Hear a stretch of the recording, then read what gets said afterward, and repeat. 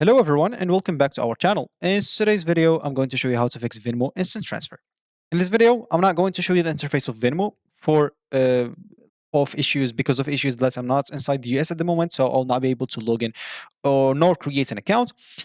So I'll not be able to provide that, but of course we'll go through article that will show you everything. So as an example, how to fix Venmo instant transfer. So all we need to do, I'll just access this article, and as you can see, how to fix Venmo instant transfer not working, troubleshooting guide. So first of all, it might be a Venmo server issue.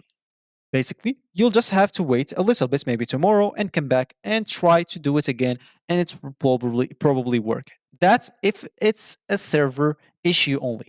Of course, it might also be an information mismatch. You entered the information incorrectly, and that will not let you do the instant transfer. You may also have like an unsupported bank account or debit card as an example. So many debit card, or not many, but just small amount of many like bank account or debit card are not supported with Venmo. So you may not do this transfer or instant transfer.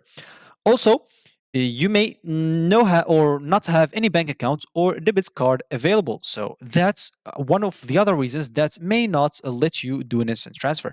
Also, insufficient fund. Maybe you're trying to transfer $10 and you only have $1 in your account. Of course, other than that, there's the Venmo transfer review. As you can see, you may not just understand this from here, but as you can see, you can find details here. So your transfer is being reviewed by Venmo. Sometimes Venmo will review like transfers for legitimacy to avoid fraud or thieves. If you're limited every other possible or if you've eliminated, of course, every other reason, that's likely the reason your transaction hasn't gone through.